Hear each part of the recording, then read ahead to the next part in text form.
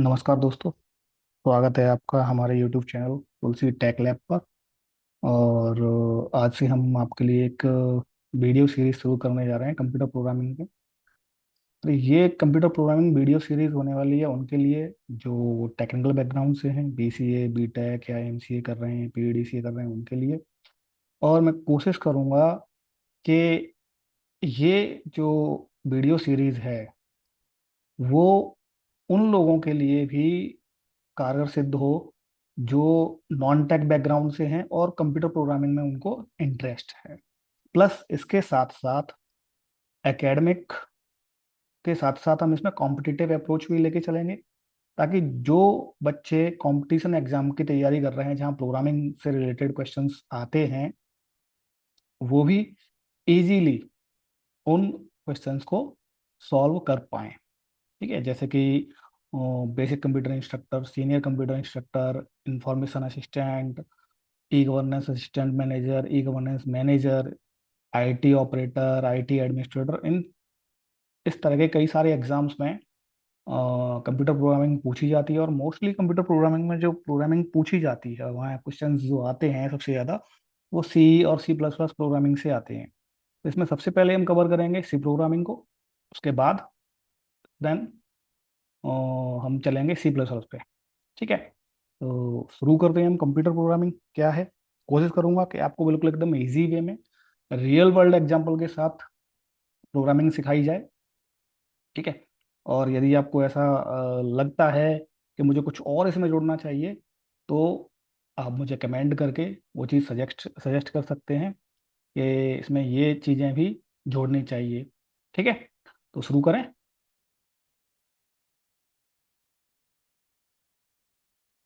ठीक है, तो सबसे पहले है इंट्रोडक्शन कि कंप्यूटर प्रोग्रामिंग होती क्या है। देखो यहाँ डेफिनेशन लिखी हुई है, computer programming is a process. देखो ये computer programming is a process by which a computing problem is converted into executable computing programs। ठीक है, इसका मतलब ये है, समझो इसको जरा, कि हमारे पास कोई ऐसी प्रॉब्लम है जिसको हम कंप्यूटिंग प्रॉब्लम बोल सकते हैं। तो कंप्यूटिंग प्रॉब्लम कौन सी होती हैं? कंप्यूटिंग प्रॉब्लम्स वो होती हैं जिन्हें हम कंप्यूटर के द्वारा सॉल्व करा सकें। ठीक है, ऐसी प्रॉब्लम्स जिनको हम कंप्यूटर के द्वारा सॉल्व करा सकें। जैसे मान लो मेरे पास 10 स्टूडेंट का कोई डेटा है। ठीक है, 10 स्टूडेंट्स का मेरे पास डेटा है और वो भी उनके एग्जाम रिजल्ट्स का डेटा है। ठीक है, किसका डेटा है?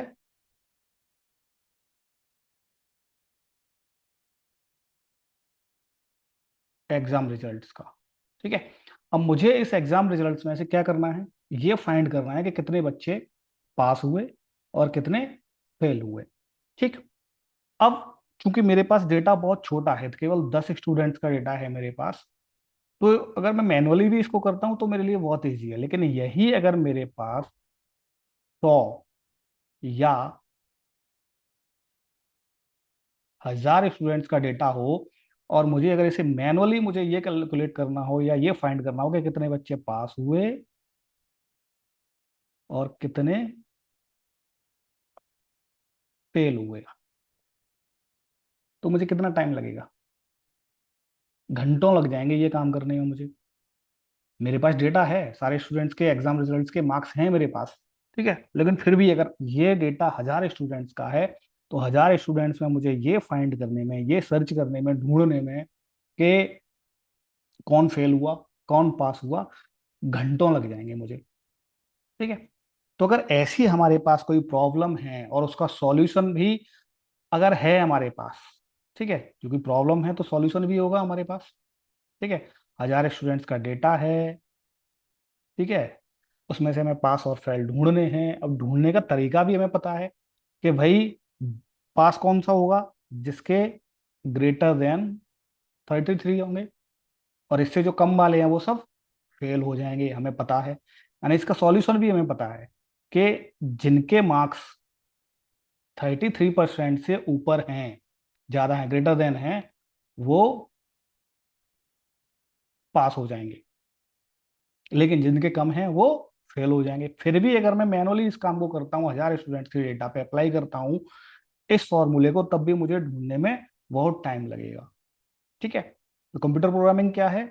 वो प्रोसेस है जिसमें अगर हमारे पास कोई प्रॉब्लम है और उसका सॉल्यूशन है, और उस सॉल्यूशन को हम स्टेप बाय स्टेप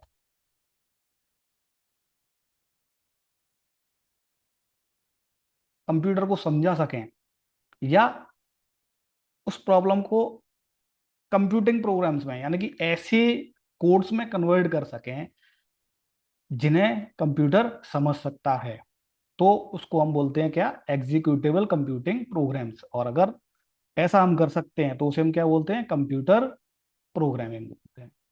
ठीक है, समझ गए? ठीक। अब आगे चलते हैं, देखो आगे क्या है।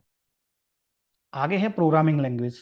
ठीक है, क्योंकि कंप्यूटर प्रोग्रामिंग हमारी समझ में आ गई, प्रोग्रामिंग क्या होती है। प्रोग्रामिंग मतलब हमारे पास कोई प्रॉब्लम है, उस प्रॉब्लम का सॉल्यूशन है, उस सॉल्यूशन को हमने स्टेप बाय स्टेप कंप्यूटर को बता दिया। लेकिन बताएंगे कैसे? सॉल्यूशन भी है हमारे पास, प्रॉब्लम भी है, सॉल्यूशन है, लेकिन उस सॉल्यूशन को बताएंगे कैसे कंप्यूटर को? तो उसके लिए हम यूज करते हैं इसका, प्रोग्रामिंग लैंग्वेज का। ठीक है। अब प्रोग्रामिंग लैंग्वेज क्या होती है ये समझ लेते हैं जरा। ठीक है, सबसे पहले समझते हैं कि लैंग्वेज क्या होती है। ठीक है, सबसे पहले समझ लेते हैं कि लैंग्वेज क्या होती है। तो लैंग्वेज हिंदी में क्या बोलते हैं इसको? भाषा। वैसे मान लो दो फ्रेंड हैं, एक ये और एक ये। अब इन दोनों को आपस में बातचीत करनी है, भले ही वो गाली दे के बात कर रहे हैं लेकिन बातचीत करेंगे आपस में। ठीक है। तो ये क्या कर रहे हैं? ये अपनी भावनाओं का, अपनी एक्सप्रेशन का एक्सचेंज कर रहे हैं एक दूसरे के साथ। क्या कर रहे हैं? एक्सचेंज कर रहे हैं, यानी कि आपस में कम्युनिकेशन कर रहे हैं, संचार कर रहे हैं, संवाद कर रहे हैं। ठीक है। तो उसी संवाद करने का जो माध्यम है, यानी कि संचार का जो माध्यम है आपस में एक दूसरे का, उसको हम बोलते हैं लैंग्वेज। इसी तरह कंप्यूटर को जब हमें कोई सॉल्यूशन देना होता है, तो जिस लैंग्वेज का हम सहारा लेते हैं वो क्या कहलाती है? Programming language. ठीक है। यानी कि एक ऐसी लैंग्वेज जिसकी सहायता से हम कंप्यूटर को अपनी प्रॉब्लम का सॉल्यूशन दे सकें, कि भाई ये स्टेप बाय स्टेप सॉल्यूशन है, इसको तुम्हें फॉलो करना है ताकि मैं अपना काम जल्दी कर सकूं। ठीक है। तो सबसे पहली डेफिनेशन देखो, programming language is a formal language that specifies a set of instructions that can be used to obtain a variety of outputs. ठीक है। तो अभी हमारे पास प्रॉब्लम क्या थी? कि 1000 स्टूडेंट का डेटा है मेरे पास, उसमें से पास और फेल ढूंढने हैं। ठीक है। मेरे पास सॉल्यूशन भी है कि जिनके ग्रेटर देन 30 मार्क्स हैं उनको क्या करे? पास। बाकी को क्या करे? फेल। तो हम इसी सॉल्यूशन को कंप्यूटर को क्या करेंगे? स्टेप बाय स्टेप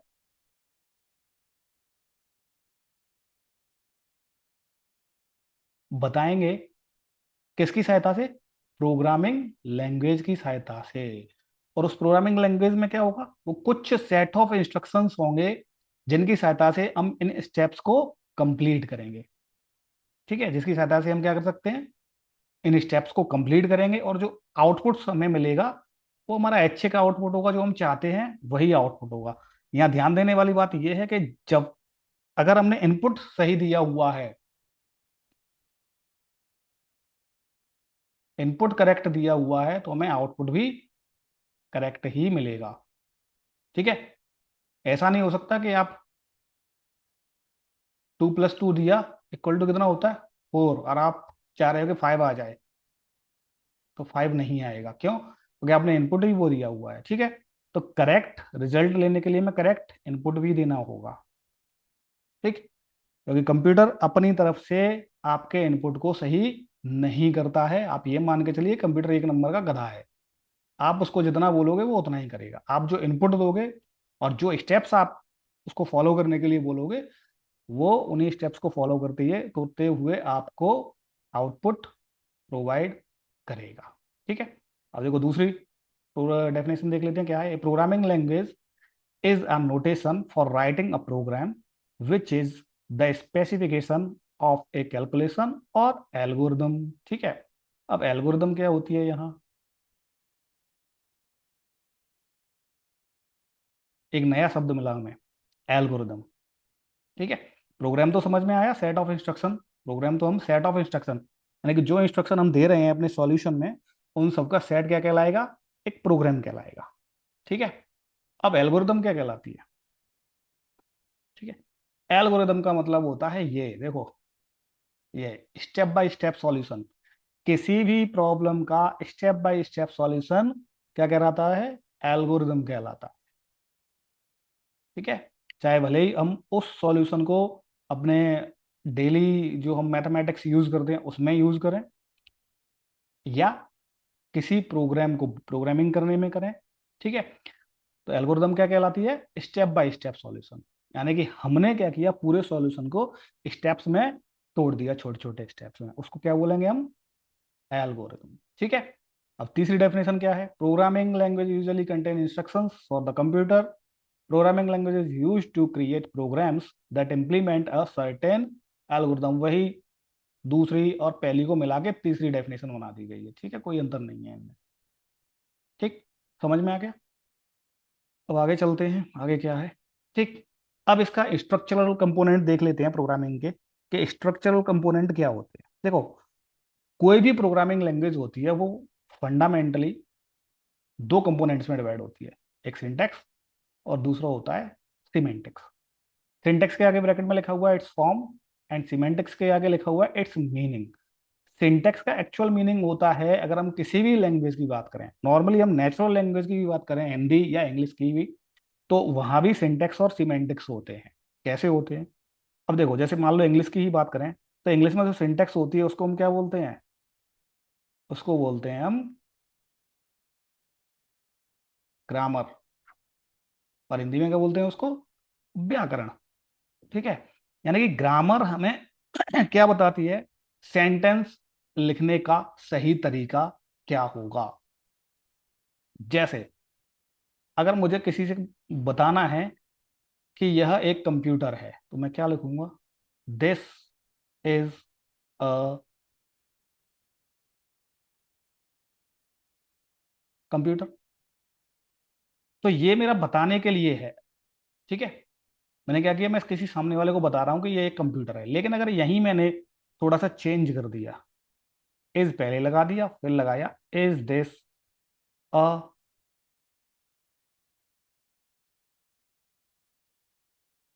तो अब क्या कर रहा हूं मैं, अब सामने वाले से मैं पूछ रहा हूं क्या यह एक कंप्यूटर है। ठीक है। अब क्या कर रहा हूं मैं, अब सामने वाले से पूछ रहा हूं कि क्या यह एक कंप्यूटर है, और यहाँ क्या पूछ रहा हूँ, यहाँ क्या, यहाँ मैं बता रहा हूँ। ठीक है। तो करेक्ट सेंटेंस लिखने का एक तरीका होता है ग्रामर, और उसी को हम बोलते हैं सिंटैक्स। यानी कि प्रोग्रामिंग में भी, प्रोग्रामिंग लैंग्वेज में भी जब हम कोई कोड लिखेंगे, जब हम कोई कोड लिखेंगे तो उसका लिखने का एक तरीका होगा। सिंबल्स कहाँ यूज करने हैं, ब्रैकेट्स कहाँ यूज करने हैं, सेमीकोलॉन्स कहाँ यूज करने हैं, उसका एक तरीका होता है जिसे हम बोलते हैं सिंटैक्स। ठीक है। और सीमेंटिक्स क्या होती है, सीमेंटिक्स ये होता है कि जो सिंटैक्स हमने लिखा हुआ है उसका पर्पज क्या है, उसका मतलब क्या है, क्यों लिखा हुआ है ये हमने इस तरीके से। ठीक है। जैसे मैंने ये लिखा हुआ, दिस इज अ कंप्यूटर, तो ये तो हो गया सिंटैक्स, कि लिखा किस तरीके से, लेकिन क्यों इस तरीके से लिखा।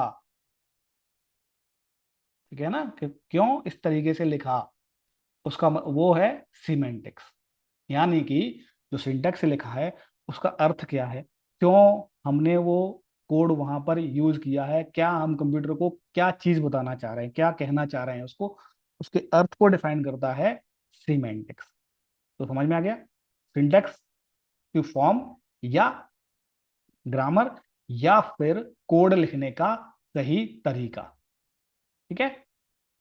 बाकी डेफिनेशन बहुत लंबी है। इन programming language syntax is a set of rules that correctly structure combination of symbols in programming तो इसका छोटा सा सार ये है सिंटैक्स का, कि कोड लिखने का सही तरीका। ठीक है। और सिंटैक्स, जो कोड हमने लिखा है उसका मीनिंग क्या है। बात खत्म। बहुत लंबा याद नहीं रखना है, इतना समझ लो। सिंटैक्स का मतलब होता है उसकी ग्रामर, यानी कि उसका लिखने का तरीका, the way of writing. Semantics होता है द मीनिंग ऑफ सिंटैक्स, यानी कि जो हमने लिखा है, जो कोड लिखा है, उस कोड का मतलब क्या है। ठीक है। इतना होता है। ठीक। अब देख लेते हैं इसका पर्पज क्या है प्रोग्रामिंग लैंग्वेज का। तो प्रोग्रामिंग लैंग्वेज का जो पर्पज है वो क्यों होती है? कंप्यूटर प्रोग्राम्स लिखने के लिए यूज होती है। ठीक है। कई तरह की कैलकुलेशंस करने के लिए यूज होती है। जैसे एक्सटर्नल डिवाइसेज हैं, जैसे कि प्रिंटर है, डिस्क ड्राइव्स हैं, रोबोट्स हैं। इनकी प्रोग्रामिंग करने के लिए, यानी कि इनको ये बताने के लिए कि तुम्हें काम क्या करना है, हम किसी ना किसी प्रोग्रामिंग लैंग्वेज का यूज करते हैं। ठीक है। प्रोग्रामिंग लैंग्वेज नेचुरल लैंग्वेज से डिफरेंट होती है। ठीक है। जिस तरह हम आपस में हिंदी में या इंग्लिश में बात कर लेते हैं, ये उस तरीके से नहीं होती है, लेकिन ये कंप्यूटर और ह्यूमंस के बीच में कम्युनिकेशन करने का एक तरीका होता है, ताकि हम जो काम कंप्यूटर से कराना चाह रहे हैं वो हम उससे करवा सकें। ठीक है। ये होती है कंप्यूटर प्रोग्रामिंग का पर्पस, यानी कि हम उसको कहाँ कहाँ यूज कर सकते हैं। ठीक है। तो आज के लिए इतना ही। अगर वीडियो अच्छा लगा हो तो इसे लाइक करें, शेयर करें, कमेंट भी करें। अगर आपके इससे रिलेटेड कुछ क्वेश्चंस हैं तो वो कमेंट में आप डाल सकते हैं। ठीक है। तो क्वेश्चंस जो भी होंगे, उन क्वेश्चंस को वीक में एक दिन, उनमें से जो भी क्वेश्चन लेने लायक होंगे, आंसर देने लायक होंगे, उनके आंसर्स दिए जाएंगे। तो वीक में एक दिन हम डिसाइड करेंगे, उस दिन मैं आपके सारे कमेंट्स, जो भी क्वेश्चन कमेंट में जो क्वेश्चन पूछे गए हैं उनके आंसर्स दूंगा। और अगर आपको कोई सजेशन देना हो तो भी आप सजेशंस कमेंट में छोड़ सकते हैं।